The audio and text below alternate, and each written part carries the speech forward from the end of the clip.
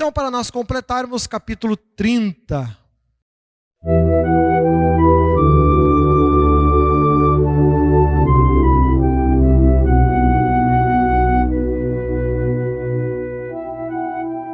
Isaías, capítulo 30.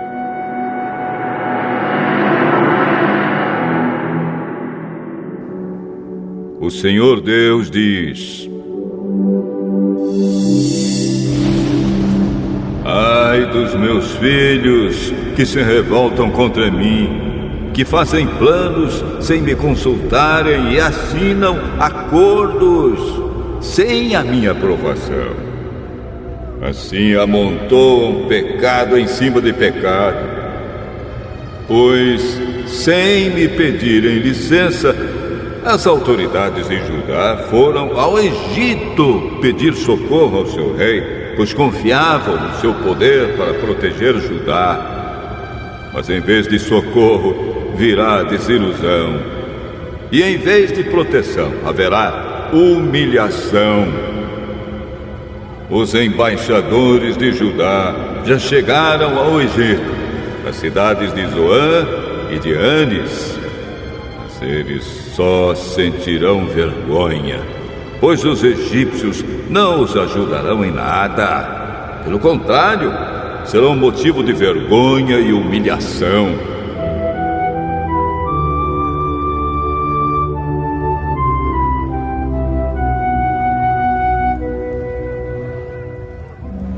Esta é a mensagem de Deus a respeito das feras da região sul. Os embaixadores atravessam uma região perigosa e difícil, onde há leões, cobras e dragões voadores. Nas costas dos seus jumentos e dos seus camelos vão os presentes e as riquezas que eles levam para um povo que não pode socorrê-los, pois a ajuda do Egito não vale nada. Por isso, estou pondo no Egito o apelido de o dragão manso. O Senhor Deus me disse: escreva a mensagem numa tábua, a fim de que fique registrada para sempre, como testemunha eterna contra o povo. Pois são gente rebelde, pessoas mentirosas que não querem ouvir a lei do Senhor. Eles pedem aos videntes que não tenham visões e dizem aos profetas: não nos anunciem a verdade, inventem coisas que nos agradem. Deem-o fora, parem de nos amolar, não nos falem mais a respeito do Santo Deus de Israel.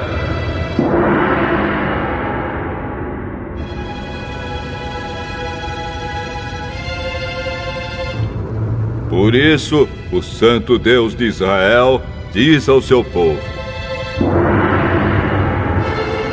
vocês rejeitam a minha mensagem e põem a sua confiança e a sua fé na violência e na mentira. Portanto, esse pecado vai trazer a ruína para vocês. Ele será como uma brecha que vai se abrindo no muro alto. De repente, o muro desmorona e cai no chão. Vocês serão completamente destruídos, como um vaso de barro que se quebra. Não sobra nem um caco que sirva para tirar brasas do fogo ou para tirar água do poço.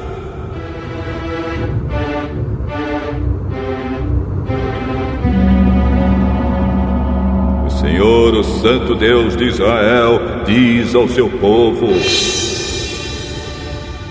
se voltarem para mim e ficarem calmos, vocês serão salvos. Fiquem tranquilos e confiem em mim, e eu lhes darei a vitória. Mas vocês não quiseram fazer o que eu disse. Pelo contrário, disseram assim: não, nós vamos montar cavalos ligeiros e assim escaparemos do inimigo. Pois fujam, se puderem. mas os cavalos dos inimigos são mais ligeiros do que os seus. 1000 de vocês fugirão de um só inimigo que os atacar. 5 inimigos farão com que todos vocês fujam. Os poucos que restarem parecerão um mastro de bandeira sozinho no alto de um morro. No entanto, o Senhor continua esperando, porque Ele quer ser bondoso e ter compaixão de vocês, pois Ele é Deus que faz o que é direito. Felizes são aqueles que põem a sua esperança nele. Povo de Jerusalém, moradores de Sião, vocês não vão chorar mais.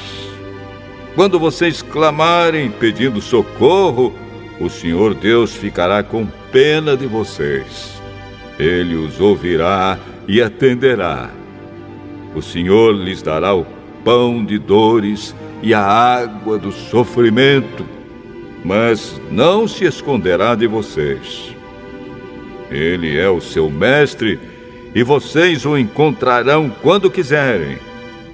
Se vocês se desviarem do caminho, indo para a direita ou para a esquerda, ouvirão a voz dele atrás de vocês, dizendo: o caminho certo é este, andem nele.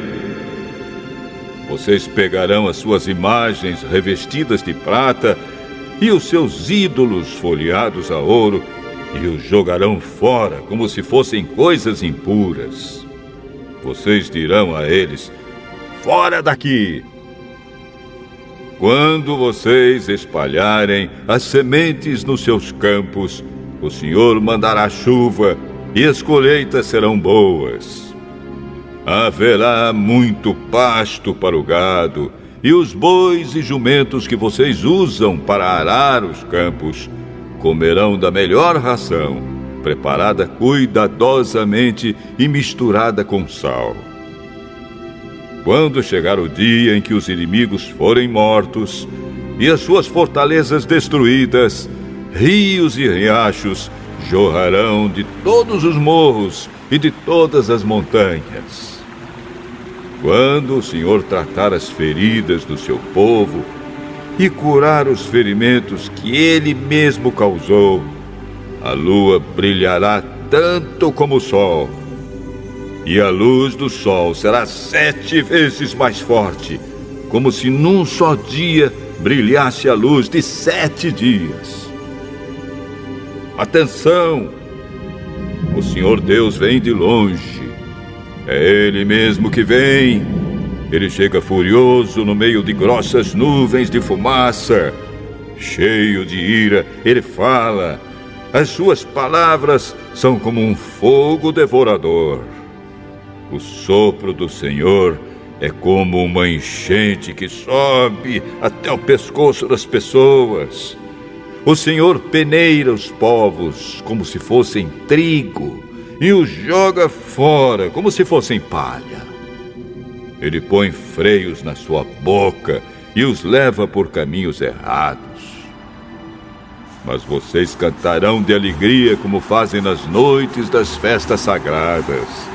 Vocês ficarão felizes como os que, ao som da música de flautas, sobem um monte sagrado para adorar o Senhor, o forte protetor de Israel. A voz majestosa do Senhor será ouvida por todos, e Ele mostrará a sua ira furiosa. Haverá fogo devorador, trombas d'água, tempestades e chuvas de pedra, e Ele levantará o forte braço para castigar.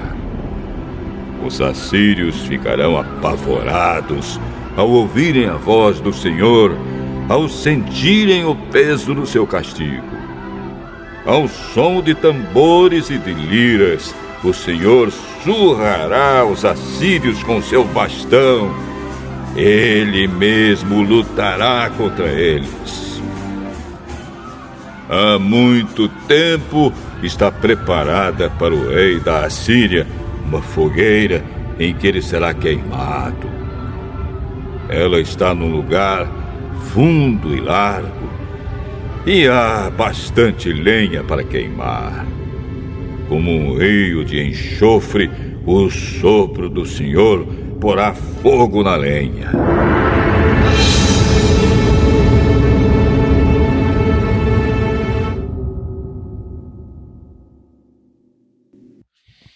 Olha só então.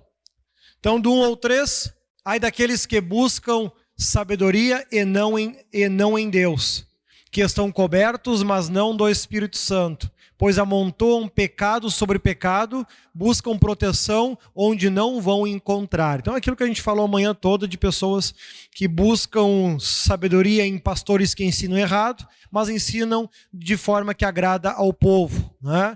A Bíblia alerta que eles estão amontoando pecado sobre pecado, porque o pastor lá diz que está certo, e eles vão e fazem, e estão buscando condenação, né? Ai deles. Então fala sobre isso no versículo 1 ao 3. Do 4 ao 5, os príncipes do meu povo estão buscando proteção no Egito, onde não vão encontrar na hora do aperto, mas ao chegar a hora, esses acordos serão motivos de vergonha, né? Então a luta vai vir, o dia do chicote, da vara, da cobrança vai chegar, e toda aquela fé que acreditavam que tinham, vai simplesmente desaparecer como fumaça, né? E não vai proteger. Do 6 ao 7, enfrentam grandes perigos, levam seus tesouros a um povo inútil, que não vão lhes ajudar, né? Ah, mas eu sou fiel no meu dízimo, na minha oferta, no meu voto lá na igreja. Amado, se tu está seguindo errado, levar os teus tesouros lá é inútil, nada vai lhe ajudar, né? Olha o texto falando bem claro sobre isso, né? Enfrentam grandes perigos, levam seus tesouros a um povo inútil, né? Versículo 8, escreve tudo isso, para que sirva eternamente de alerta ao povo. Isso não é passado, esses textos são presente, né? É alertas que ele está trazendo para nós hoje, não cometer esse mesmo erro. Do 9 ao 11, povo rebelde, que não quer ouvir as minhas palavras, diz o Senhor. Povo que pede aos profetas que falem mentiras, pois essas agradam aos seus corações. E eles animam ao inútil. Pedem que não falem mais dos alertas do Santo Deus de Israel. Que profeta chato, não para de falar contra nós. Fala a bênção, fala poder, misericórdia, amor, alegria. É isso que a gente quer ouvir. Aí lá a igreja enche. Aí o profeta que fala a verdade, a igreja esvazia, porque não querem a verdade, eles querem a mentira que agrada o coração. Não estou falando do Brasil, eu estou falando lá de Isaías, viu? Parece que nós estamos falando daqui, mas não. Te ver, né? Como os milênios passaram e estamos cometendo os mesmos erros de novo. 12 ao 14. Visto que rejeitam a minha palavra, vocês são como um muro que abre uma brecha até que desmorona, ou como um vaso que, ao quebrar, não cobre nenhum caco que seja útil. Então, tu está plantando a tua queda. Quando tu age dessa forma, tu está plantando um vaso que foi muito útil, muito de valor. Deus está falando, tu vai cair, quebrar e não vai sobrar nenhum caco que tenha alguma utilidade. Cuidado, né? Olha o orgulho, né? Versículo 15, disse o Senhor, confie em mim e fiquem calmos e tranquilos, eu os salvarei, mas vocês me rejeitaram. O amor, a misericórdia de Deus sempre foi grande. Quando ele fala essas coisas, ele não quer o nosso mal, ele não quer o teu mal, ele quer o teu bem. Ele está te avisando do que vai acontecer. Mas a gente sempre acaba achando que tem mais fé do que de fato tem, que é mais fiel do que de fato é, que é mais obediente do que de fato é, que é mais, eu sou um vaso de valor diante de Deus. Sim, mas ele está falando que esse vai quebrar e não vai sobrar nem caco para usar. Então, cuidado, né? 16 ao 17. O medo do que aconteceria tomou conta do povo e o resultado, apenas um inimigo é capaz de botar a correr 1000 homens. E os que ficarem serão como um mastro de bandeira sozinha. Quando o pavor e o medo tomar conta, rapidamente contamina, levando todos à mais rápida destruição. Isso é bem do nosso tempo também, olha que coisa incrível. Teve pessoas que, ao longo de toda a pandemia, não vieram aos cultos de Santa Ceia, com medo de morrer de Covid. Até vieram ontem, porque agora a Covid já passou. Não vieram. Teve gente que durante o primeiro ano da pandemia não pisou na igreja de medo de morrer. Eu disse, irmão, deixa de ser besta, tio. Eu não deixei de fazer um culto. E até hoje que eu saiba, não peguei essa porcaria. E o dia que eu for morrer, não vai ser disso. E se for também, olha, o dia que eu morrer, eu não quero nem olhar para trás. É Deus que sabe das coisas. Agora, o que mata o crente mais rápido é o medo. O bispo José fala muito disso. O medo mata mais do que a própria doença em si. Toma os seus cuidados. Seja prudente. Claro que tem que ser. Tinha que usar máscara? Usamos máscara. Tinha que ter álcool gel? Temos até hoje. Está aqui, ó. A pandemia já literalmente acabou e está aqui o álcool gel, o paninho. Passa o microfone, passa para outro irmão. Os cuidados continuam. E vamos continuar fazendo. Não vamos parar nunca. Se é para cuidar da saúde, vamos fazer. Não custa, não vai cair os dedos se passar aqui o alquinho no microfone. Não cai os dedos, pode ficar tranquilo. Agora, deixar de ir na igreja, deixar de tomar ceia, porque vai morrer, mas vai morrer mesmo. E todo mundo vai, não vai sobrar um. Tu não sabia disso? Tu vai morrer, sério mesmo. Tu achou que não ia morrer, que ia ficar para semente? Não, todo vai morrer. O problema é que o medo mata mais rápido. Deus já alertava aqui em Isaías. O medo faz oposição à fé. 18 ao 19. O Senhor ainda espera ter misericórdia de todos. Ele não quer o mal de ninguém. Ao clamarem a Ele, certamente, se vocês clamarem, Ele os ouvirá. Claro que Ele é riquíssimo em misericórdia. O problema é que aqueles que entram nessa cela que nós falamos, não vão clamar nunca. Não vão clamar, porque eles têm certeza, estou salvo. Uma pessoa que tem convicção da sua salvação não clama por misericórdia, ela tem certeza que está certa. Mas os que clamarem, que geralmente são os mais fraquinhos, que na hora ali se deixa levar, mas depois começa a meditar, opa, não é por aí o caminho. E os mais simples começam a se salvar. Por isso que quanto mais conhecimento a gente tiver da Bíblia, cuidado, mais difícil é salvar. E eu me cuido muito. Eu sei que se eu entrar para dentro, se eu bobear e entrar para dentro dessa cela, eu estou lascado, porque eu não vou conseguir me convencer do contrário. É perigoso isso, Então, toda vez que Deus me dá algum alerta, me avisa, eu levo no pé da letra, cuido realmente aquilo. Se ele está usando os profetas dele para me avisar e para me alertar, eu vou ficar bobeando? Não, Faço exatamente da forma que ele disse. O Senhor ainda espera ter misericórdia aos que clamarem. Do 20 ao 21, embora problemas e lutas vocês terão, Deus não se afastará de nós, mostrando o caminho que devemos seguir.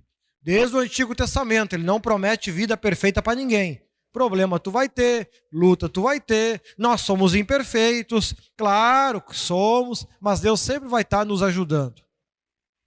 Olha o 22, vocês precisam colocar fora as imagens e idolatria como um pano velho.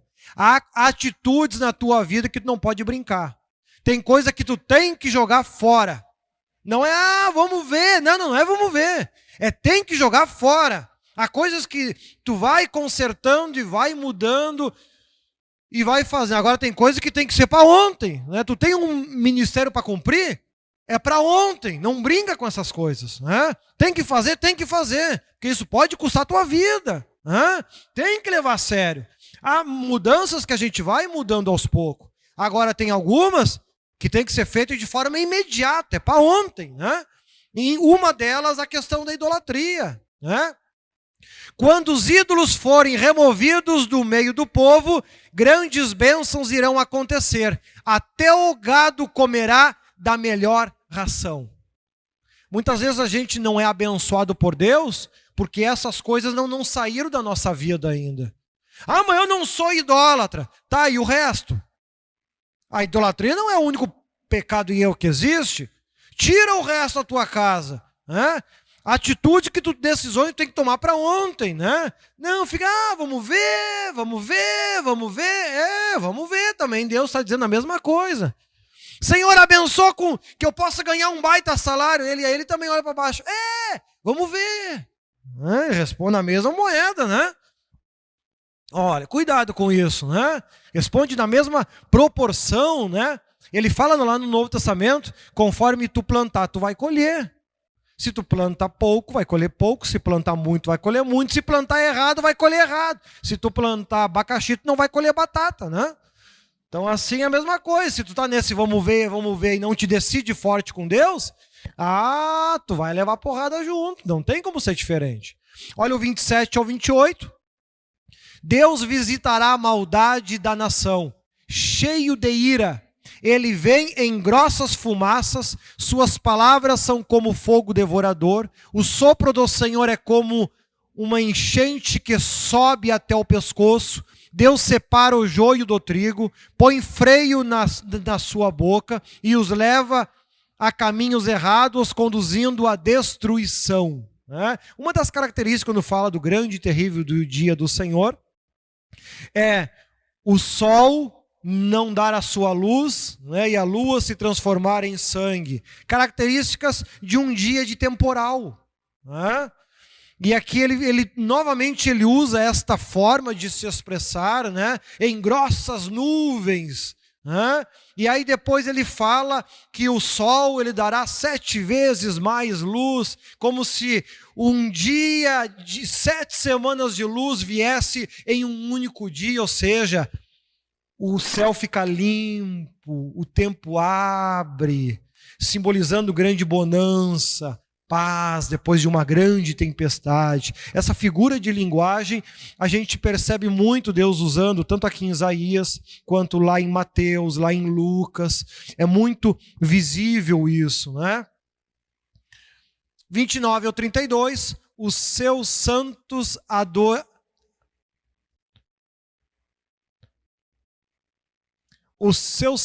adorarão a Deus por isso. Haverá alegria no seu coração e festejarão como em suas festas sagradas. E Deus mostrará o seu poder e autoridade, labaredas de fogo, raios, enxurradas e chuvas de pedras, e a cada pancada músicas serão tocadas dando glórias ao Deus Todo-Poderoso. Profecia contra Judá infiel, promessa de livramento.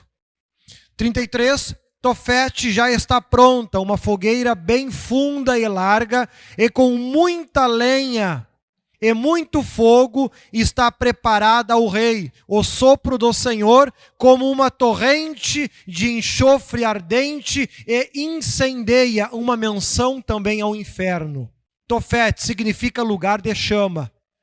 Situava-se no vale de Inom, ao sudoeste e ao sul da antiga Jerusalém. Ali, segundo relatos bíblicos, faziam-se rituais de sacrifício humano, dedicado aos deuses locais. Entre esses rituais estava o de sacrificar crianças, fazendo com que essas passassem pelo fogo em oferta a Moloque, antigo deus adorado pelos povos que habitavam a Península Arábica e a região do Oriente Médio, cuja aparência era antroposomórfica, ou seja, possuía corpo humano e cabeça de boi ou leão. o profeta Jeremias amaldiçoou o lugar e predisse que o mesmo se tornaria um lugar de morte. E isso a gente vê lá em Isaías 30, 33, Jeremias 7, 31 e 2 Reis 23. Vai ter depois um vídeo, eu não vou passar para não nos estendermos muito, né? Mas aí no próximo mês nós vamos continuar aqui deste slide 159.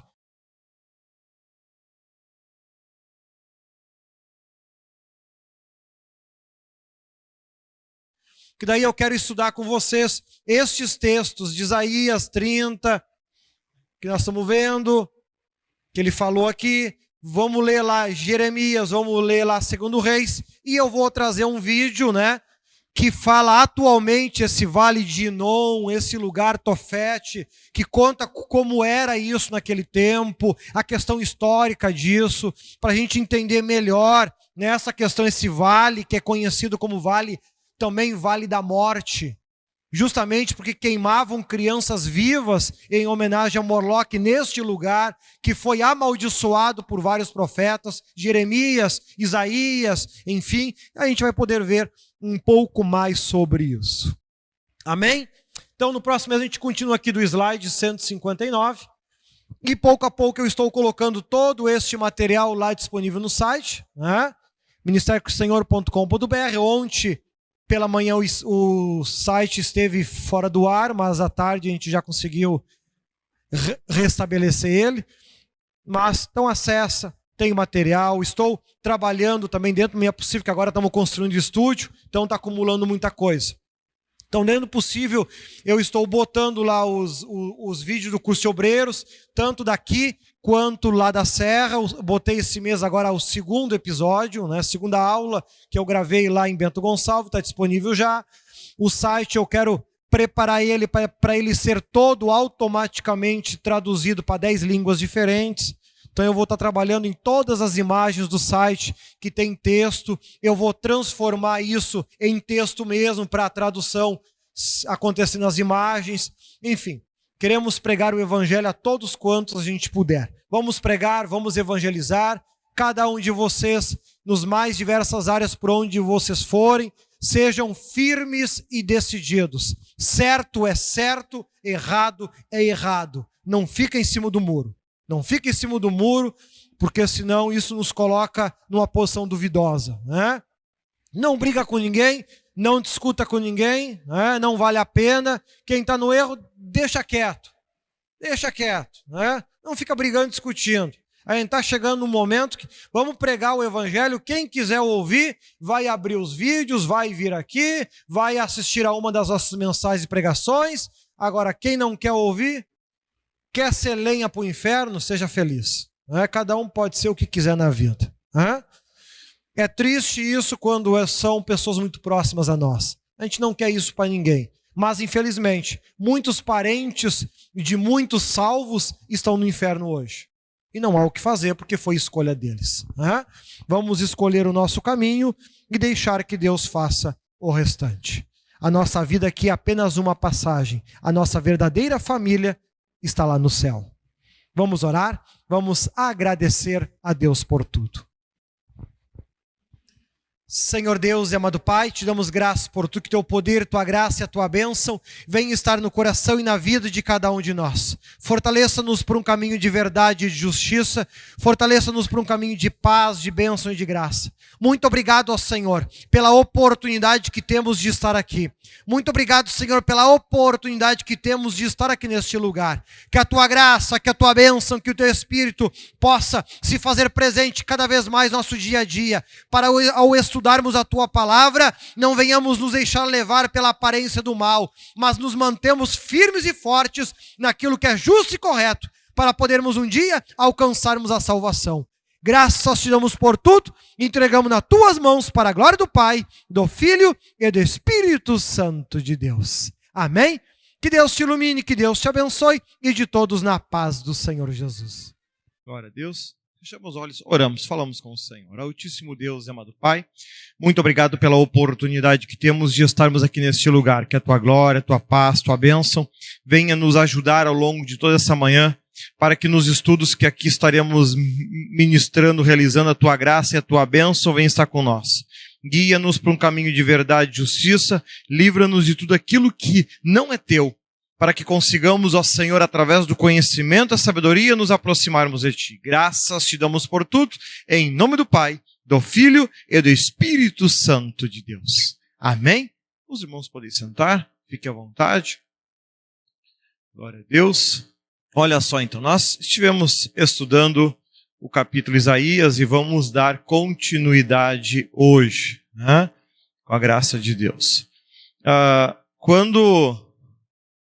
Tem uma sugestão, quando os grupos vierem se posicionar aqui, para, seja das criancinhas, seja dos mais adultos, as nossas câmeras estão configuradas para gravar a partir da terceira pedra de piso aqui do altar.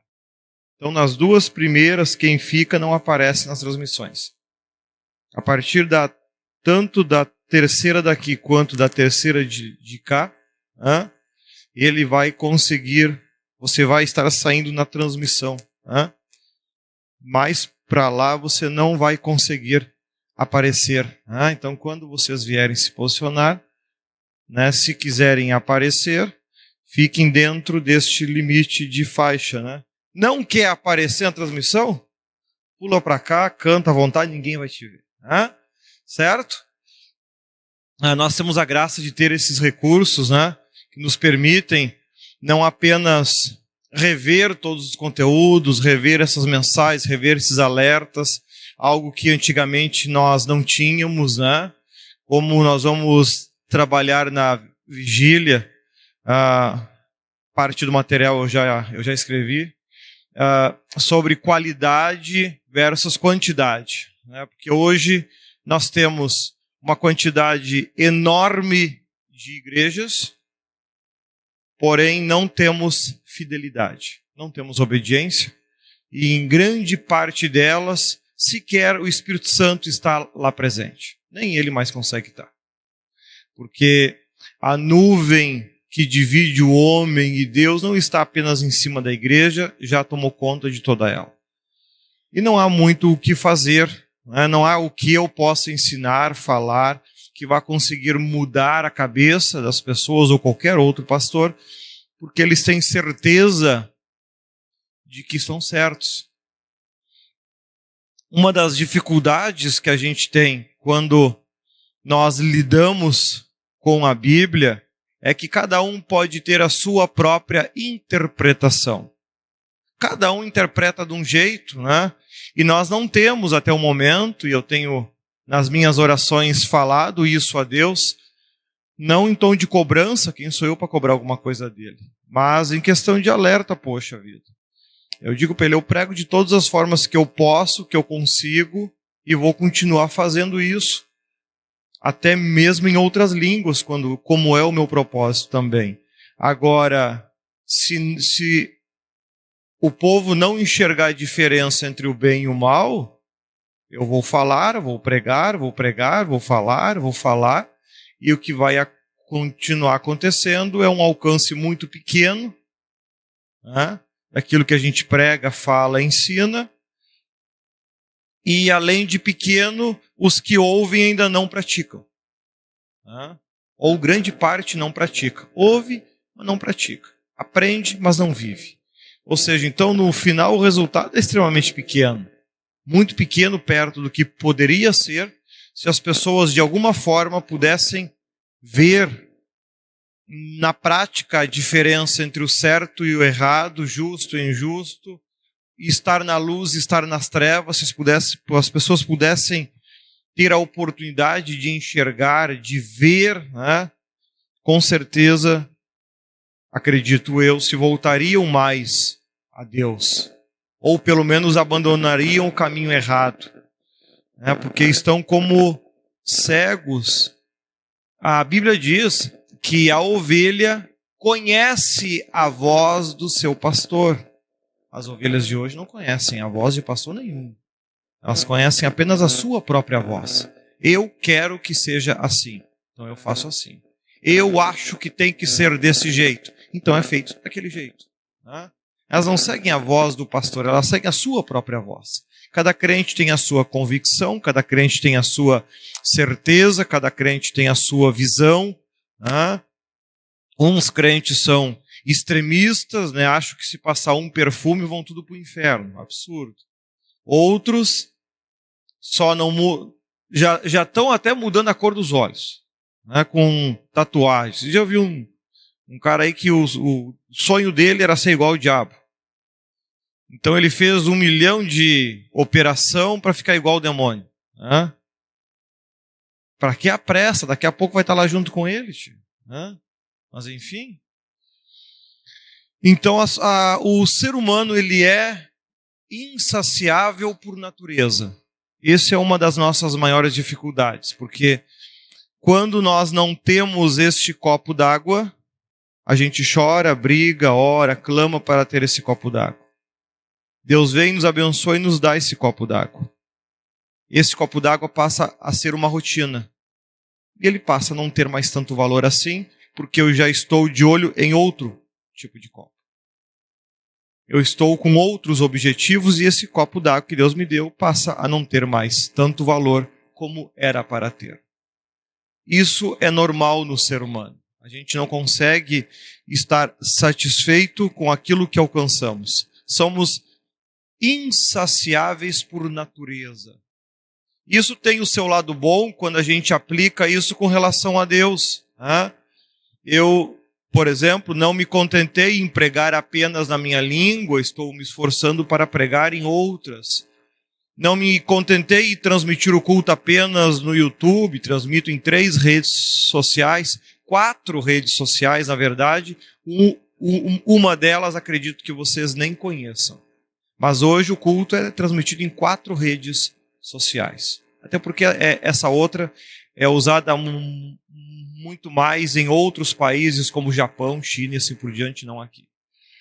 Então, nós podemos fazer bom uso dessa nossa insaciedade para nos aproximarmos de Deus. Estamos aqui falando de um livro de Isaías, onde ele está cobrando aqui de Israel um comportamento, uma atitude diferente.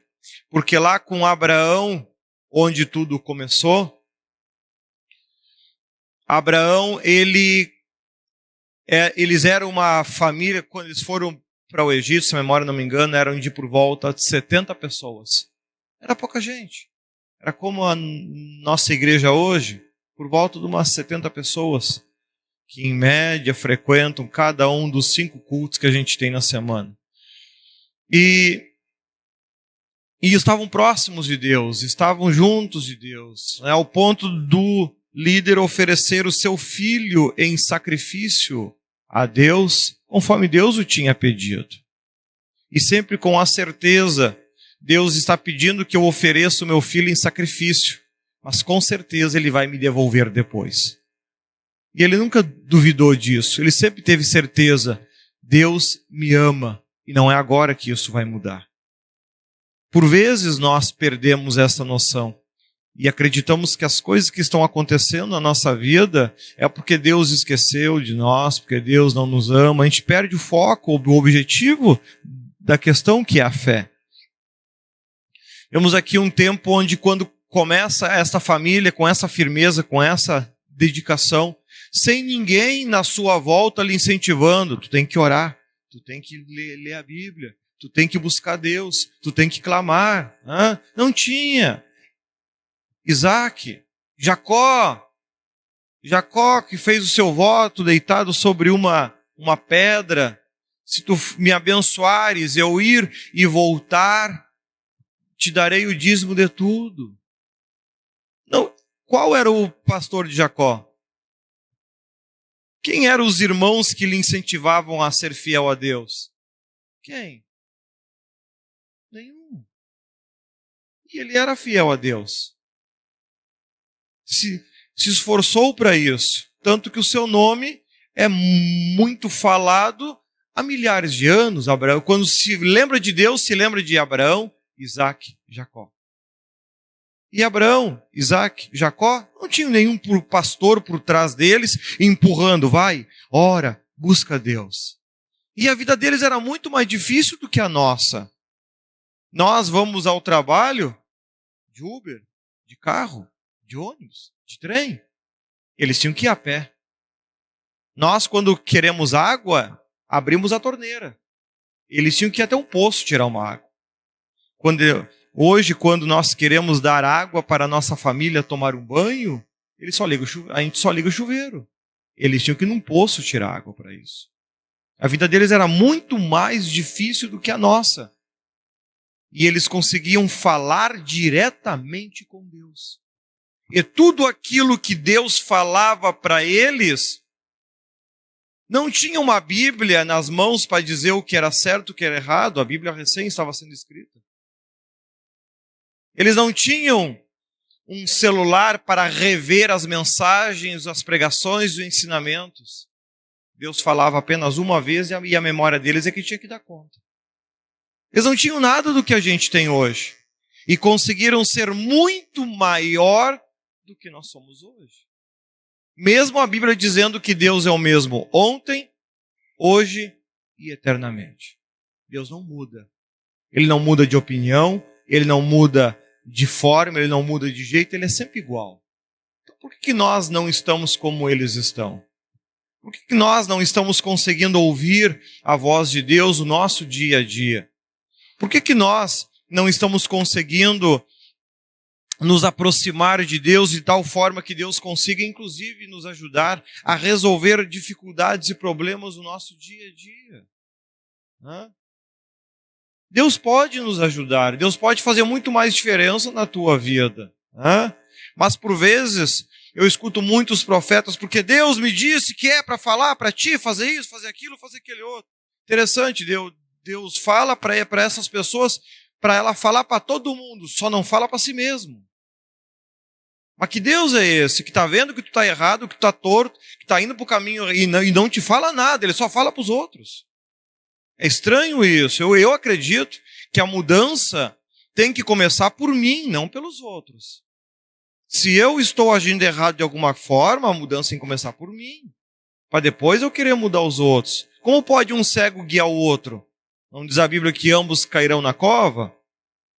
Então nós precisamos perceber, o que eu quero chamar a atenção de vocês isso, é que a salvação de cada um de vocês hoje é muito mais difícil do que a salvação para o povo que viveu neste tempo e no tempo de Jacó. A salvação de vocês é muito mais difícil, porque as facilidades que vocês têm hoje para se aproximarem de Deus, esse povo não tinha. Não tinha nenhuma dessas facilidades. Por isso, se qualquer um de vocês estiver contando com misericórdia no juízo final, eu acredito que você não deveria confiar muito nisso. Porque ele não tem muitos motivos para ter misericórdia de mim ou de qualquer um de vocês. Porque as facilidades que ele está nos dando hoje, nenhum outro povo no passado, na história, teve. A misericórdia dele já está tendo hoje. Hoje ele já está tendo a misericórdia de só mensagens minhas, são mais de 340 que vocês podem ouvir quantas vezes quiser. Quem deles conseguiam ouvir de novo uma mensagem sequer de Moisés? Nenhum. O pouco da Bíblia que tinha disponível para eles era escrito em pedra ou em outros materiais e ficava exposto em um local visível, como os 10 mandamentos, como nós já vimos. É o que eles tinham para estudar e lembrar, só. Então nós precisamos entender, porque hoje o crente fala muito, misericórdia, que Deus tenha misericórdia de nós. Não, mas mais do que já está tendo, uma Bíblia completa nas mãos, mensagens gravadas, áudio, Bíblia em diversas traduções. Se você abriu a Bíblia, eu não entendi esse texto, pega outra versão. Eu não entendi a outra, tem mais uma. Só em português tem umas 10, no mínimo. Para você compreender. Quem em outra época teve isso? Ninguém. Então, mais misericórdia do que Deus já está tendo de mim e de você, o que mais ele pode requerer no juízo final? Mateus Em Mateus e nos evangelhos ele deixa bem claro isso, né? Eu terei mais misericórdia de Sodoma e Gomorra no juízo final do que de vocês. Porque se lá em Sodoma e Gomorra tivessem acontecido os milagres que aqui foram feitos, ambas as cidades existiriam até o dia de hoje. Está na Bíblia. Como é que nós vamos esperar a misericórdia, então, diante de tantas possibilidades e facilidades que Deus está nos oferecendo? O problema é que uma televisão ainda é mais interessante do que uma Bíblia. Um Facebook, um WhatsApp é mais interessante do que uma Bíblia. Um estudo é mais interessante do que uma Bíblia. Por vezes gastamos horas fazendo coisas que não vão trazer nenhum proveito para a nossa vida. Estudando, quem sabe, por vezes, coisas que não vão trazer nenhum proveito, nada novo de fato à nossa vida. E estamos deixando de lado aquilo que vai trazer proveito. Nos últimos 30 dias, as mensagens têm sido mais específicas com relação a carregar a sua cruz. Compreender o que é essa cruz. Foi falado lá em Bento Gonçalves pelo irmão Jefferson, Deus falou sobre isso, e na vigília nós vamos estar compreendendo um pouco mais também sobre isso, porque as pessoas ainda acreditam que a cruz que elas carregam são os problemas que elas enfrentam. Irmão, se até hoje tu achou que carregar a cruz é carregar os problemas que tu tem, então a tua cruz está deitada no chão faz muito tempo. A cruz não tem nada a ver com os problemas que tu enfrenta na vida.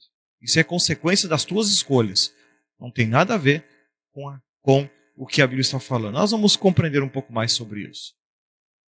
Então nós precisamos, ao conseguirmos perceber estas referências bíblicas, conseguirmos juntar textos e acontecimentos aqui do Antigo Testamento e aplicar a sua análise utilizando os textos aqui do Novo Testamento, isso nos permite prever que se lá no juízo final eu não tiver relacionamento com Deus suficiente para me salvar, se eu depender de misericórdia eu vou cair no inferno. Porque ele já teve misericórdia para comigo muito mais do que para qualquer outro pastor em qualquer outra época. O outro pastor, para pregar em outra língua, só sentava na frente do computador.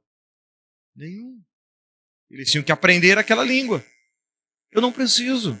Eu consigo pregar hoje, se eu não me engano, em cerca de 900 línguas diferentes, sem aprender nenhuma delas. 1 Coríntios capítulo 13 também se cumpriu. Mesmo que eu falasse a língua dos homens e dos anjos.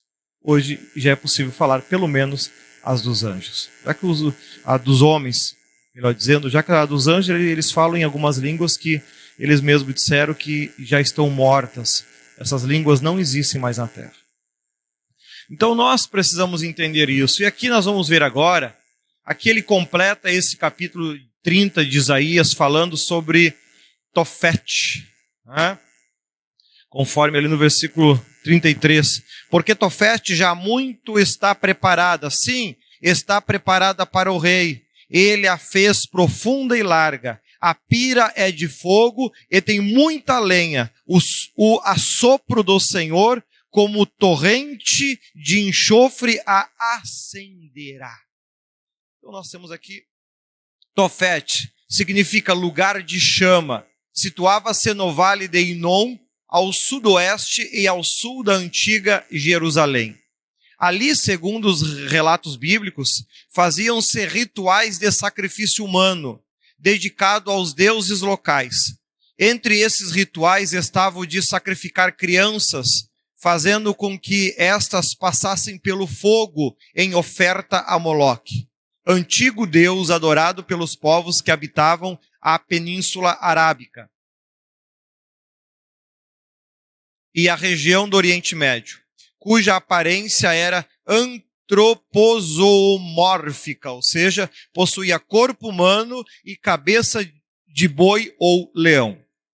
Eu até comentei que era justamente por isso que lá no deserto os israelitas construíram um bezerro de ouro para adorar, né?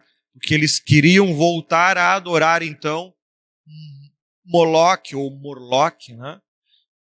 Que era um deus que fazia muitos sinais, que fazia realmente coisas incríveis acontecer, e eles estavam habituados a esta idolatria, né?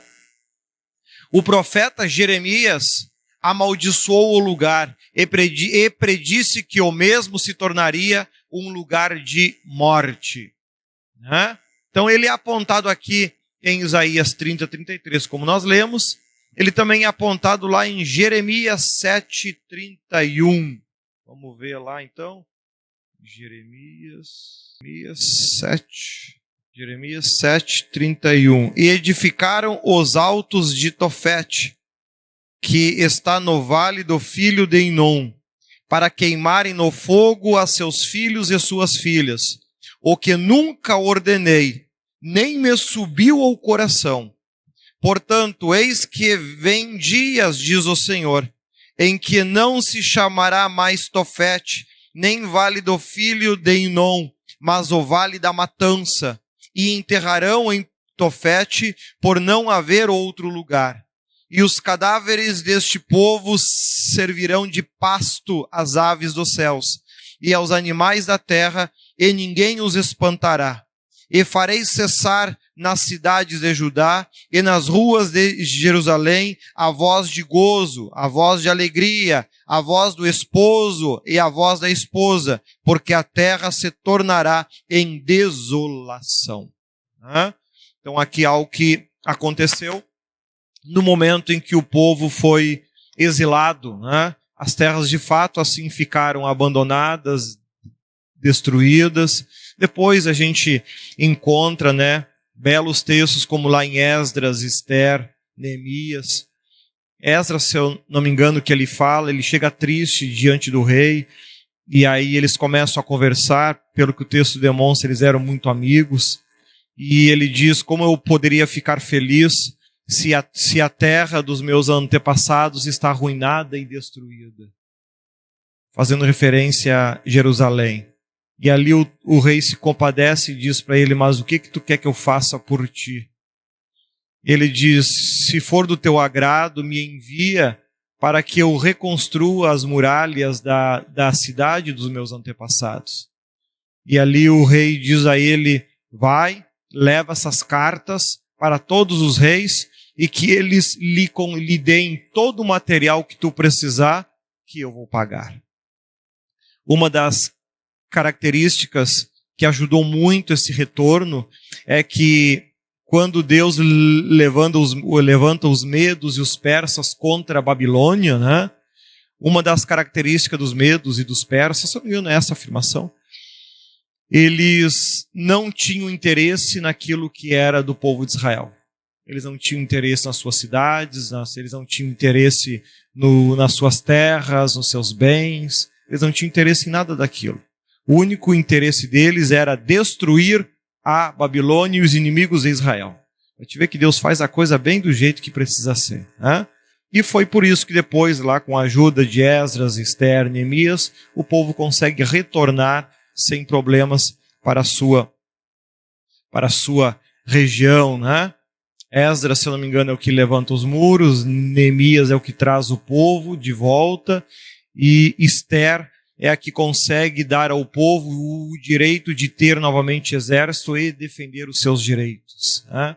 A gente vai ver isso, belíssimos livros, né? Que é justamente por isso que a gente pulou quando estudou lá antes de Jó, né? A gente pula esses 3 livros justamente porque eles contam esse retorno, né? E não teria lógica estudar o retorno se você não estudou nem os livros anteriores. Olha lá também em 2 Reis, também, ele faz outra afirmação sobre esse lugar, 2 Reis 23. Né? O bom da gente conhecer algum resumo, alguma coisinha de cada livro, é porque eles facilitam você de localizar os livros na Bíblia. Né?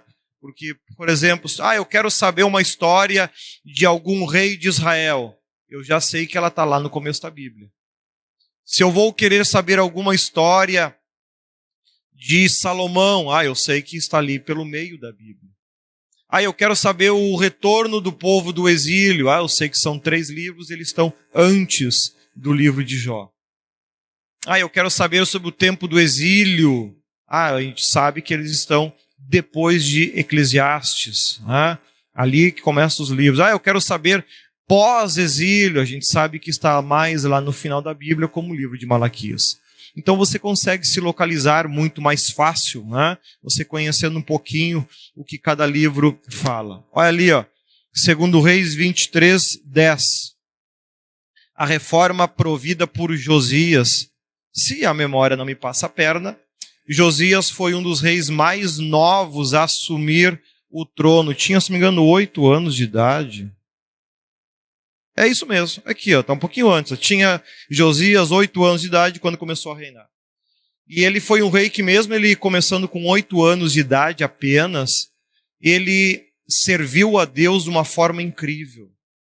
Ele botou abaixo tudo aquilo que Deus condenava e restaurou a fidelidade e a obediência a Deus. Realmente, então, para te ver que não é uma questão de idade, é uma questão de relacionamento, Não é porque você tem 30 anos de igreja que você vai conseguir ter um relacionamento mais próximo de Deus do que uma pessoa que tenha 1 ano de igreja. Por vezes é o contrário. Eu vi uma vez um homem, ele entrou na nossa igreja, primeira vez que eu e a mãe fizemos uma oração por ele dançou ponto de saravá na nossa sala. Depois de se batizar nas águas, 30 dias depois estava batizado com o Espírito Santo com dom de profecia. Eu não costumo admirar isso porque eu tenho algo pessoal, particular meu, que tudo que vem rápido, vai rápido. E com ele não foi diferente. Assim como ele cresceu muito rápido, conseguindo um dom como esse, também desabou muito rápido. Pelo que eu fiquei sabendo, parece que está rolando o mundo aí, agora está tocando numa banda mundana, parece, enfim. Então não adianta, porque sobe rápido demais, tu abre o teu olho, porque a única fogueira que levanta a labareda muito rápido é aquela feita com papel, com gasolina, com álcool. E assim como incendeia rápido, ela também não dura, ela vai apagar rápido. E é o que acabou acontecendo. Então olha ali, 2 Reis 23, 10, já. 2 Reis 23, 10. Também profanou a Apofete, que está no vale dos filhos de Inom, para que ninguém fizesse passar a seu filho ou sua filha pelo fogo a Moloque. Então ele destruiu aquele lugar para que não viessem mais oferecer os seus filhos em sacrifício a Moloque. A gente pensa, puxa, que povo difícil, Enquanto tinha a estátua lá, eles continuavam levando seus filhos para serem queimados vivos. É difícil para mim conseguir entender isso. Porque o que se imagina é se hoje, se levantasse uma estátua dessa, qualquer lugar do mundo, para queimar os seus filhos vivos, o que a gente imagina é que ela nunca ia ser usada. Porém, a gente vê que na Bíblia, enquanto ela existiu, crianças continuavam sendo queimadas. Sempre tem alguém que vai amar mais o ego do poder que recebe do que a sua família, do que os seus filhos. Então, tu imagina se um homem consegue comer seu filho vivo. Olha as exigências que o diabo faz para que a pessoa se consagre. Houve épocas que as pessoas se consagraram tanto a Satanás, que aquilo que a gente vê nos filmes de vampiro, de se transformar em um morcego e sair voando, isso não é história inventada, não. Isso no passado de fato aconteceu. E por que essa ligação com o sangue? Porque uma das consagrações que a pessoa faz é lá no cemitério, ela tem que comer as partes internas de um cadáver de pelo menos, no máximo 15 dias. Né? E eles fazem. E eles vão, pagam lá para quem é responsável do cemitério, que avise quando tiver um cadáver nessas condições, e eles vão lá e realmente fazem. Né? Por isso, essa ligação, né? Que vampiro suga sangue e assim por diante. Né? É horrível? É. Né? Então, nós vivemos num mundo que já deu brecha para isso, que já abriu as portas a este nível para o diabo tomar conta. E Deus nunca pediu essas coisas. Deus nunca exigiu de ninguém essas coisas. E por que eles fizeram? Justamente porque eles querem ser grandes. Eles querem ter poder, querem ter autoridade. Né? Então nós temos que perceber isso. Até que ponto nós não estamos também nos iludindo e nos enganando, acreditando numa fé que por si mesma está vazia. Nós não estamos melhorando, nós não estamos mudando. Né? As coisas da nossa vida não transcorrem nem que seja assim para nos aproximar mais de Deus. Não é questão de certo ou errado, que se tu pegar a vida do meu pai e da minha mãe, por exemplo, que fundaram o Ministério Cristo ao Senhor, sempre foi uma vida de muita dificuldade, de muito problema, de muita miséria, mesmo tendo os 9 dons da Bíblia e Deus falando direto com eles o tempo todo. Nunca choveu pão do céu lá em casa. Nunca choveu carne lá em casa. Era sempre contando moedinha.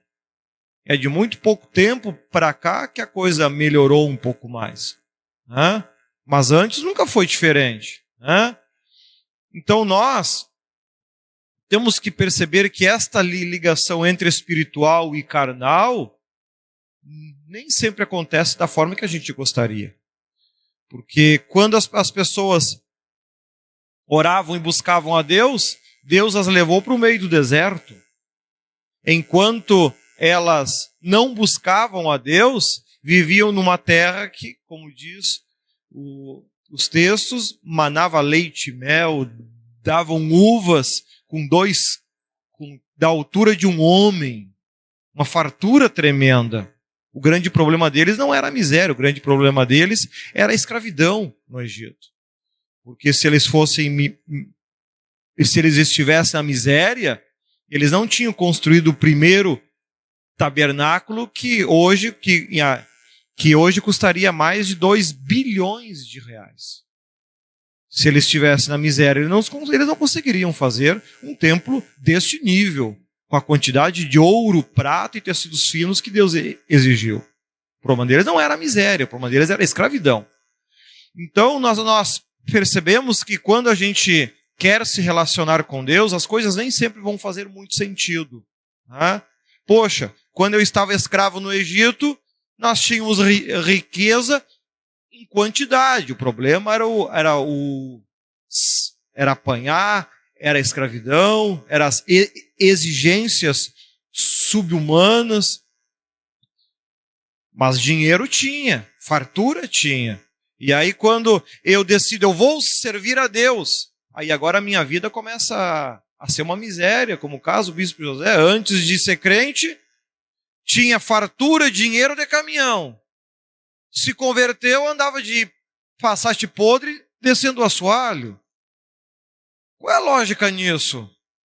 Não tem lógica, esse é o problema. Né? Nova Guiné. Isso aí eu acho que é o que é África? Nova Guiné, acho que é África. Eu não conheço muito os outros. É aqui mesmo? Ah, sim. É. Então, para te ver. E algo que... Porque a África, as batucarias mais pesadas e fortes sempre são feitas lá. É uma desgraça em qualquer parte do mundo, né? Cláudio?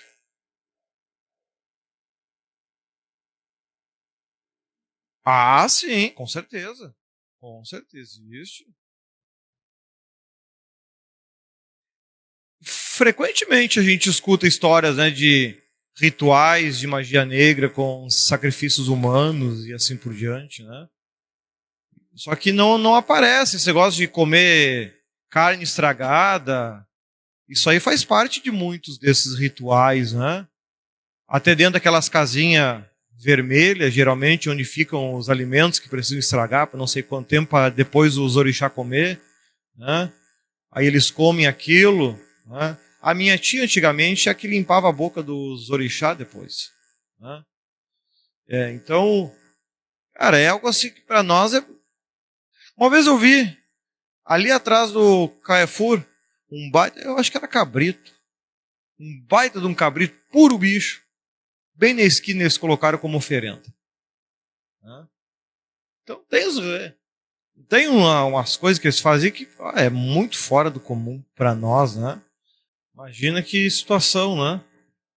Aí tu imagina, eles conseguem chegar a esse nível espiritual, a gente não. O que é que falta em nós? Empenho. Realmente querer as coisas, né?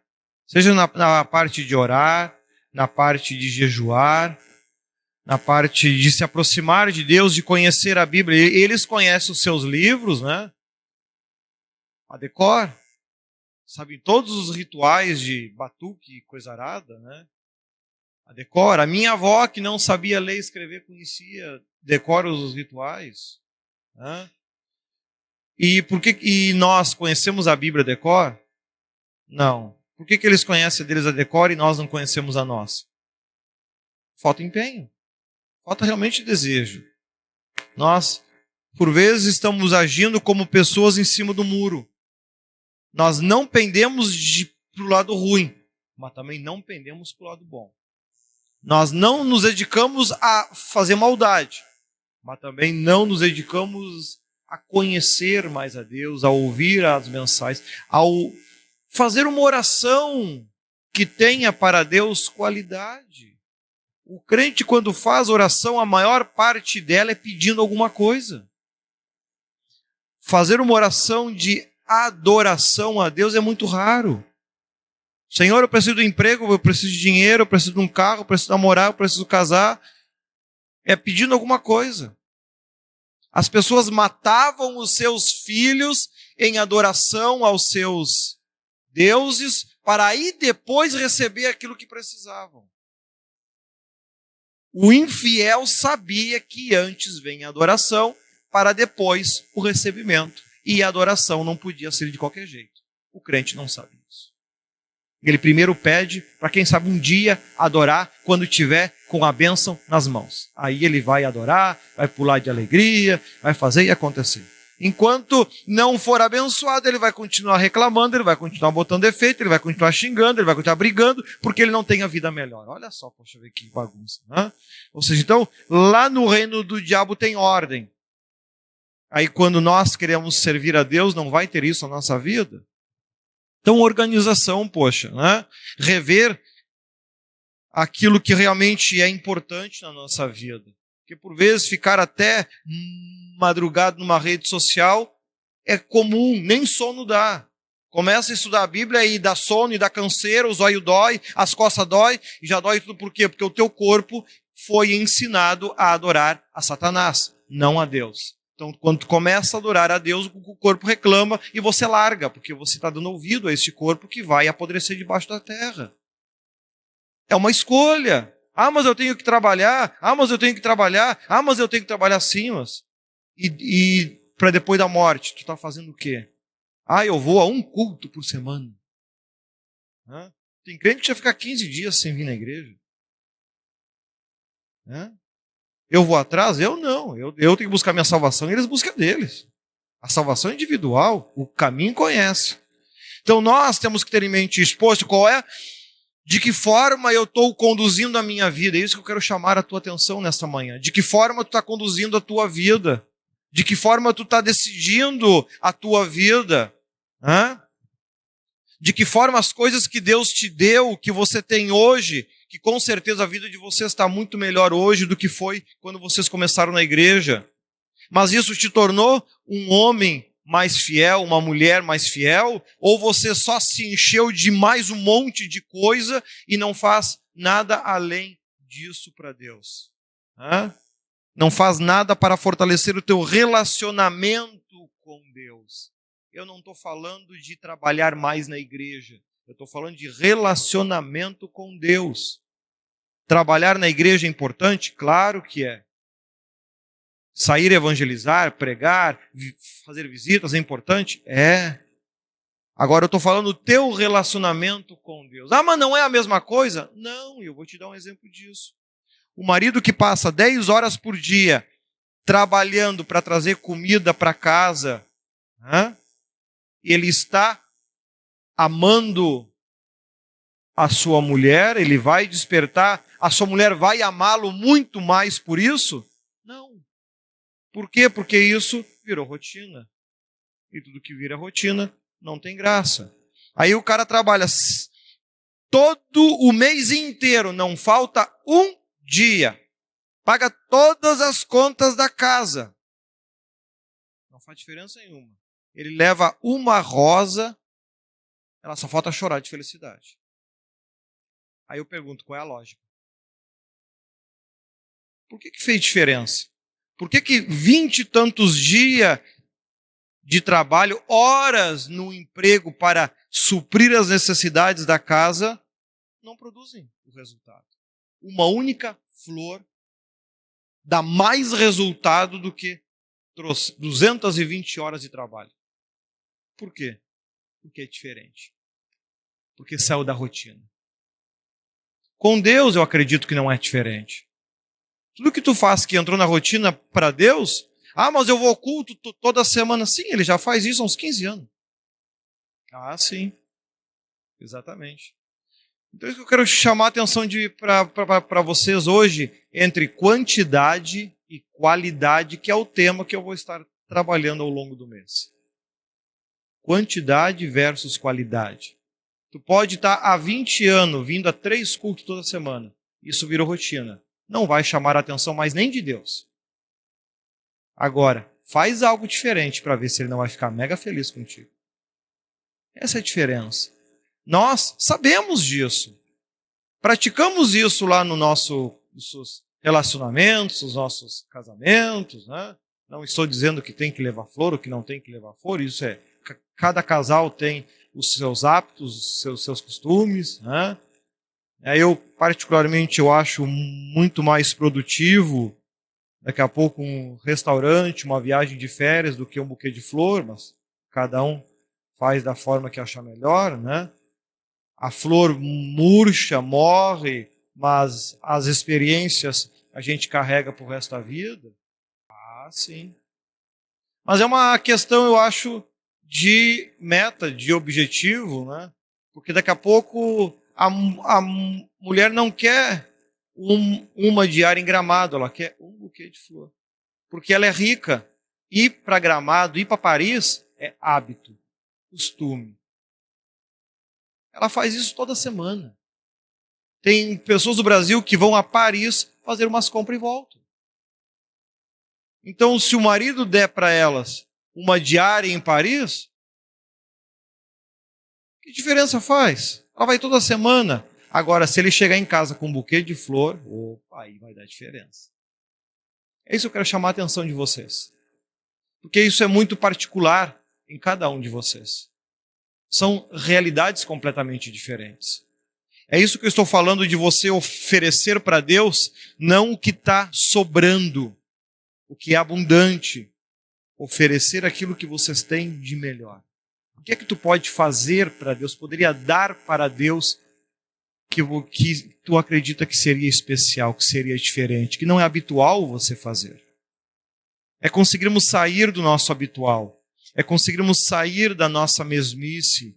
É conseguir sair daquilo que é costume nosso fazer. Porque tudo que vira costume perde interesse. Mas eu louvo o nome do Senhor. Lindo. Há quantos anos mesmo? 10 anos, 15 anos, 20 anos, 30 anos. Bom, isso é rotina. Eu também trabalho todos os dias há muitos anos. É rotina. Né?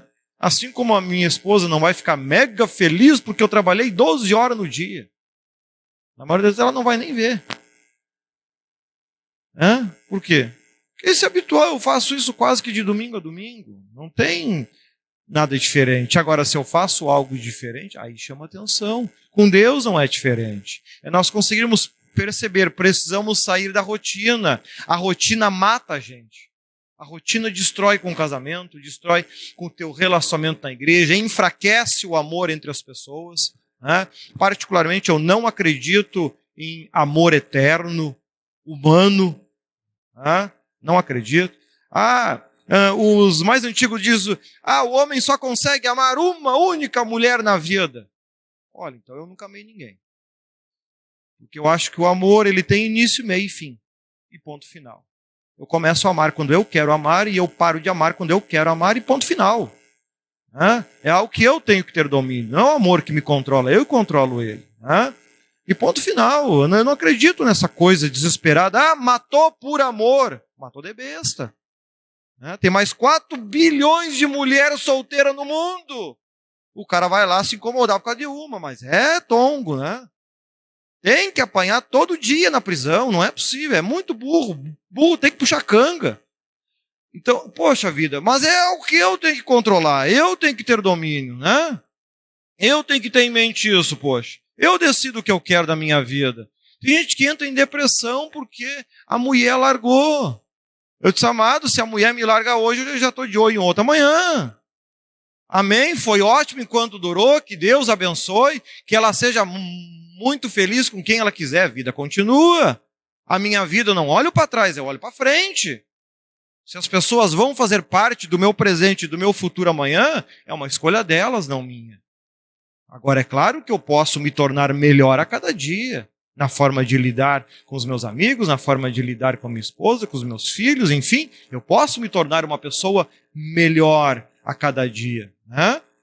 Então nós temos que ter domínio das nossas emoções, domínio dos nossos sentimentos, que eu acho que é um dos maiores inimigos do ser humano. E na série Emoções, ao longo de 5 temporadas, eu falei muito sobre isso, né? De você conseguir ter um equilíbrio emocional em tudo que você vai fazer e, ao mesmo tempo, ter percepção das coisas. Sentir quando as coisas à tua volta não estão legal, não estão bem. Né? Perceber isso. Então aqui nós vemos então que, eu até trago, acho que agora, olha só, o som do computador está liberado, acho que lá? Eu vou botar um áudio falando sobre este vale de Hinom, né? Sobre este vale que nós estamos aqui falando, que é um lugar amaldiçoado desde a antiguidade. Olha só. Programa A Bíblia Viva, o Vale de Hinom. Shalom. Hoje eu estou bem aqui acima do Vale de Hinom. Esta depressão que está aqui embaixo, conhecida na Bíblia como Gei Ben Hinom, ou seja, o Vale dos Filhos de Hinom, era um local onde eram realizados os sacrifícios ao deus Moler, em hebraico. Nós vamos conhecer um pouco sobre a história deste local e compreender por que este local, posteriormente, foi associado à palavra inferno, Gehenna. Siga-me pelas ruas e caminhos de Jerusalém e pelas páginas da Bíblia.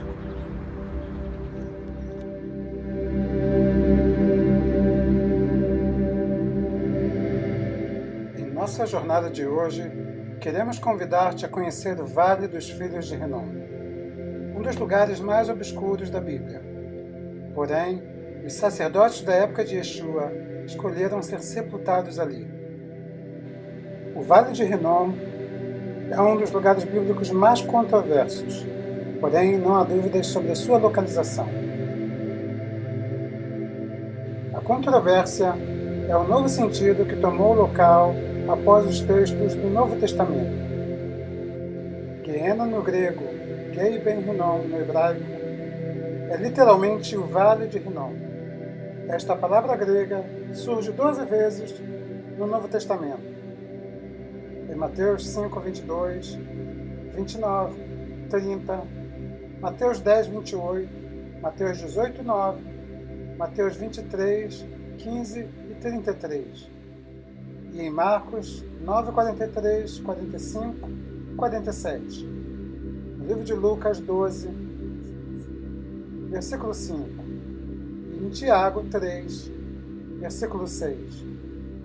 Guiena refere-se ao Vale de Rinom, fora das muralhas da cidade de Jerusalém Velha. Este vale era usado como depósito de lixo, onde se lançavam os cadáveres de pessoas que eram consideradas indigentes, restos de animais e toda espécie de imundície. Usava-se enxofre para manter o fogo aceso e queimar o lixo. Jesus usou este vale como símbolo da destruição eterna. Em 2 Crônicas 33, 1, 6 e 9, fala-se também de que, assim como os cananeus, os filhos de Israel estavam cometendo o mesmo pecado, de passarem neste local os filhos pelas chamas do fogo. O rei Josias, neto de Manassés, que havia praticado esse tipo de abominação, condenou o local à destruição, tornando-o impuro. O local então era chamado de Tofet, por causa do fogo. Ele provavelmente espalhou ali ossos e lixo, conforme está inscrito em 2 Crônicas 23, 10. Também profanou a Tofet, que está no Vale dos Filhos de Rinom, para que ninguém fizesse passar o seu filho ou a sua filha pelo fogo de Moler. Segundo a tradição judaica, aqui no Guerrinom está a entrada para o inferno. E segundo a tradição cristã, lá embaixo, no final do vale, está um local chamado Helkat Dama, ou seja, o campo de sangue, onde Judas teria se pendurado. O vale fica bem abaixo do que é conhecido hoje como Monte Sião, onde está localizada a Igreja da Dormição de Maria. A pesquisa arqueológica no Vale de Rinom revelou algumas coisas muito interessantes, onde em sua base foram encontrados muitos túmulos de famílias sacerdotais, conforme o que podemos ver aqui, com tantos sepulcros escavados na rocha, rumo a um vale profundo e sombrio. A sensação que temos é que ainda podemos ouvir os gritos das vítimas que passaram pelo fogo. Felizmente, há mais de 2000 anos, o sacrifício de seres humanos deixou de ser uma realidade em Israel. Porém, as imagens que temos aqui podem servir como um alerta, que não há necessidade mais de ninguém sacrificar um de seus queridos.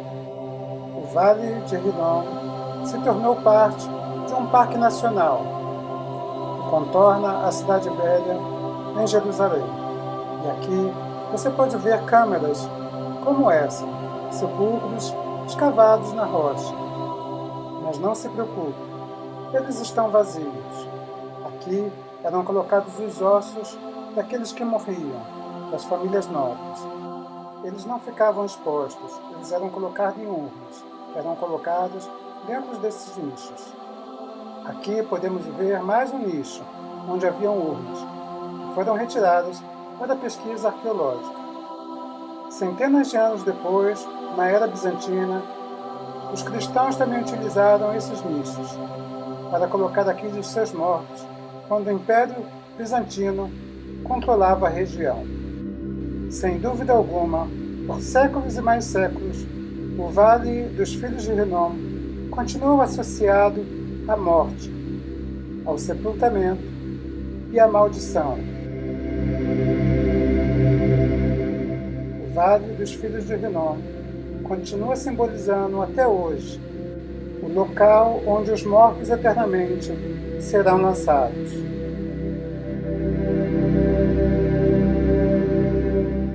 No livro de Apocalipse, este local é o Lago de Fogo e Enxofre.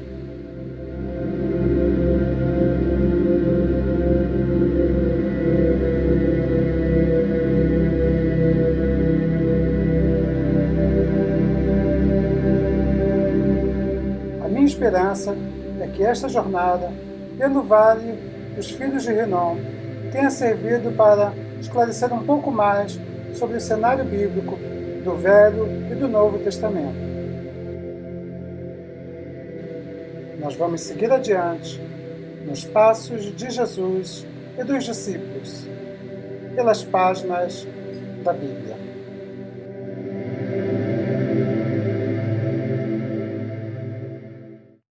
Glória a Deus. Então aí está o Vale de Inom, né? Conhecido inclusive até hoje como um Vale da Morte, né? Como um lugar ruim. Olha ali então. Também conhecido como Entrada do Inferno ou Campo de Sangue. 2 Crônicas 33. Nós vimos ali o 1, o 6, o 9 e o 10. Tinha Manassés 12 anos de idade quando começou a reinar. E 55 anos reinou em Jerusalém. Ele fez também passar seus filhos pelo fogo no vale do filho de Inom. E usou de adivinhações e de agouros e de feitiçarias e consultou adivinhos e encantadores. Ele fez muitíssimo mal aos olhos do Senhor para o provocar a ira.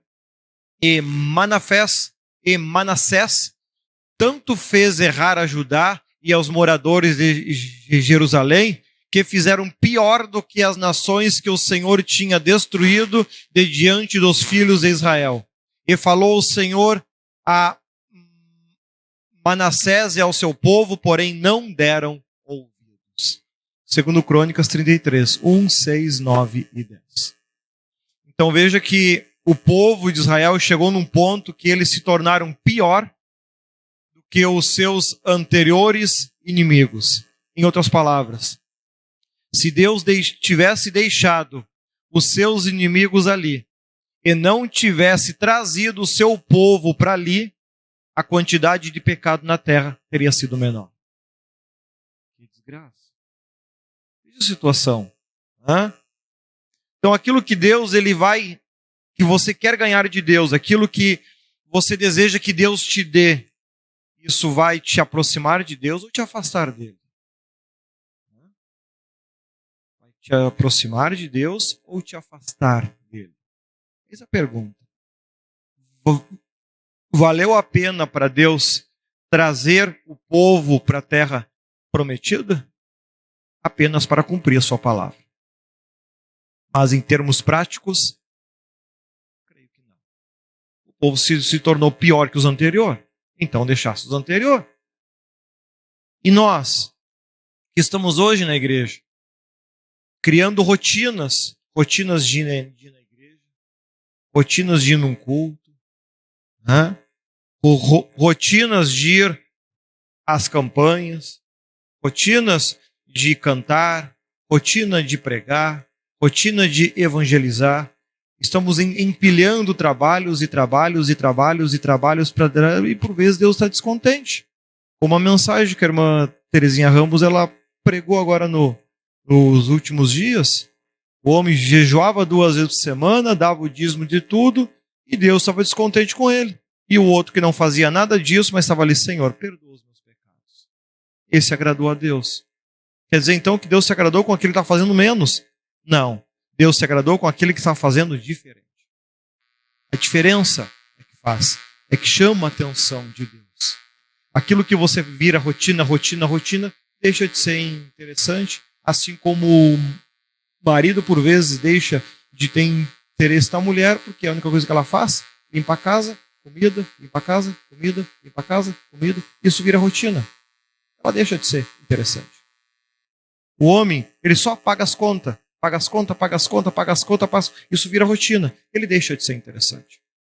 E com Deus não é diferente. Quando a gente começa a simplesmente fazer as coisas por rotina, isso deixa de ser interessante. Por que deixa de ser interessante? Porque não tem mais relacionamento. É apenas um pneu de um carro. Está só girando. Está cumprindo a sua função. Mas eu compro um carro e digo, nossa, que pneu lindo! Ele é só parte do processo.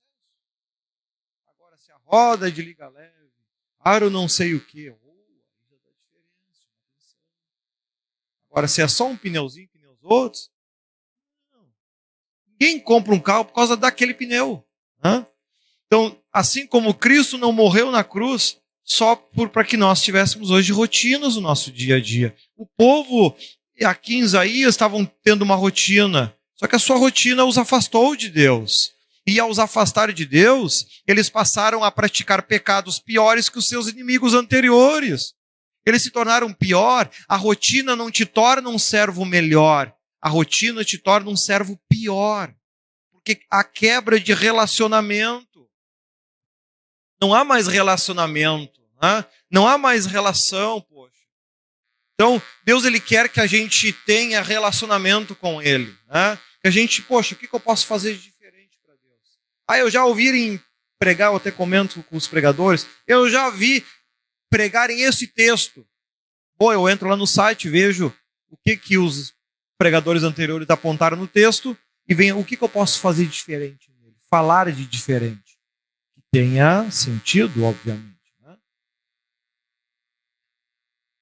Mas sobre isso ele ainda não foi falado, então eu vou pregar em cima disso. Aí Deus vai estar vendo, poxa, ele não se preocupou apenas fazer uma rotina, ele fez algo diferente. Lá no teu louvor, quando você vem aqui louvar, o que você poderia fazer de diferente para Deus? Hã? Eu vou ali cantar sim, mas Deus já deve ter escutado esse mesmo hino pelo menos algumas bilhões de vezes. Hã? Ponha no teu carro o mesmo hino, uma mesma música e escuta ela durante um ano, todos os dias. Vai continuar tendo o mesmo prazer em ouvir aquela música? Não. Hã? A tendência é até popular ou desligar. Hã? Vocês que louvam, que cantam, o que vocês estão fazendo para garantir que quando vocês começam a cantar, Deus não desliga?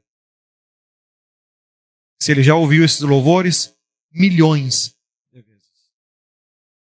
Grande parte dos louvores que vocês cantam não são inéditos, são louvores que acho que toda igreja canta.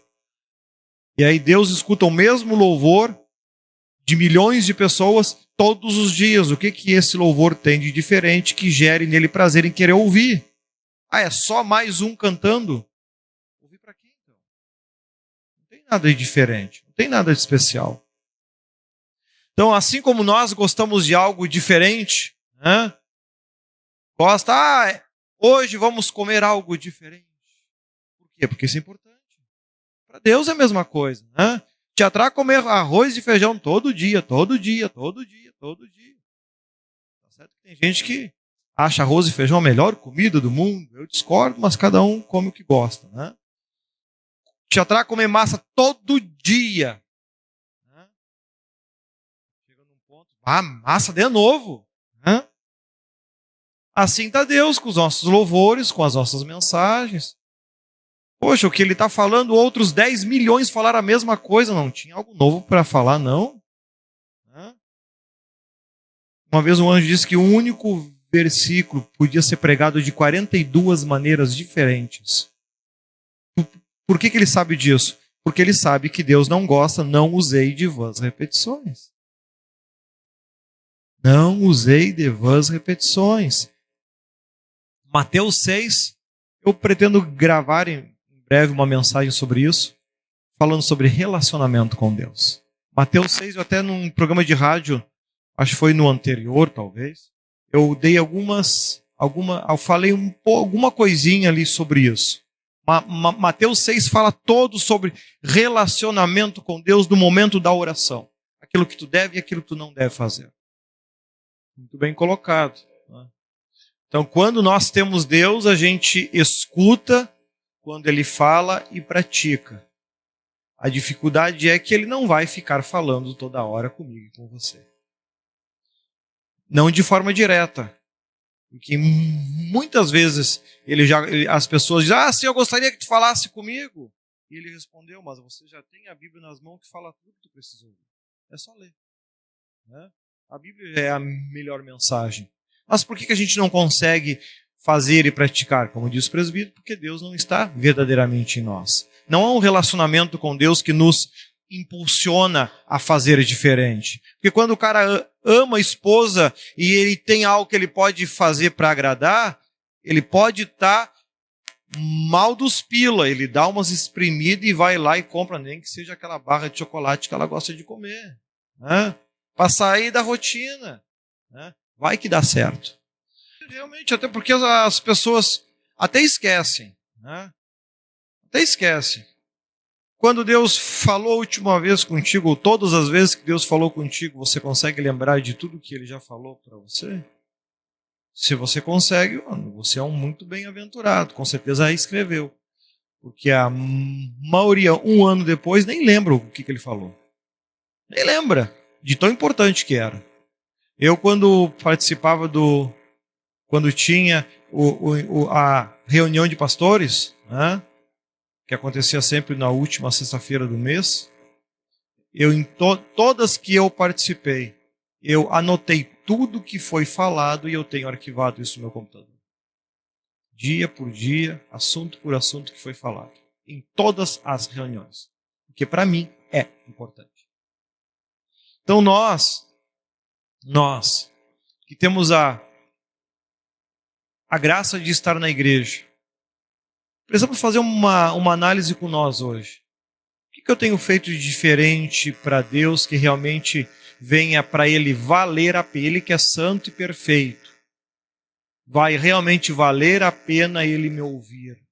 Vai valer a pena Ele me escutar. Eu vou cantar o louvor que outras milhões de pessoas já cantaram.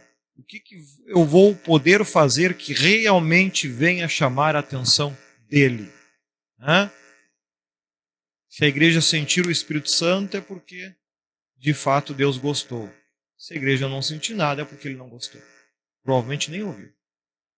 Reflexo dos nossos trabalhos. Quando eu estou pregando, a mesma coisa. Se a igreja sente Deus na sua vida, sente, poxa, é comigo isso. É porque Deus está gostando de ouvir o que está pregando. Agora estão todo mundo dormindo, é porque Deus já dormiu na frente também. Ele já nem está ouvindo mais. Relacionamento com Deus. A gente começa a perceber, poxa, eu não tenho que me preocupar com as pessoas, eu tenho que me preocupar, poxa, com Deus, o que eu estou construindo? A questão não é quantidade, é qualidade. A questão não é quantas escalas de portaria eu já tirei, quantas vezes eu já limpei a igreja, quantas vezes eu já iniciei, cantei, preguei, cuidei da escolinha. Não é a quantidade que faz diferença. Como a gente viu lá na mensagem de Irmã Terezinha, Deus, Ele desprezou o trabalho de alguém que jejuava 2 vezes por semana, que dava o dízimo de tudo, porque a forma dele se relacionar era contra aquilo que Deus quer, era contra aquilo que Deus espera. Era um homem que busca muita honra, reconhecimento na terra, e Deus não gosta disso, porque uma das suas características é que toda honra deve sempre ser dada a Ele. Ele não divide honra com ninguém. Qualquer trabalho que for feito que a pessoa buscar honra para si, não está fazendo mais para Deus. Deus não divide honra com ninguém. A honra é dele, ponto final. Se tu não entender isso, tu não vai servir a Deus. Vai estar servindo só a si mesmo. Então é preciso que nós venhamos ter em mente isso. E Isaías aqui nesse capítulo, ele trabalha muito bem isso, né? Conforme ali ele cita no texto, conforme ele cita ali nos apontamentos do vídeo, né? Sobre a questão do lugar que são traduzidas como inferno, né? Ali, ó. Mateus 5, 22, 29 e 30, Mateus 10, 28, Mateus 18, 9, Mateus 23, 15 e 33, Marcos 9, 43, 45, 47, Lucas 12, 5 e Tiago 3, 6.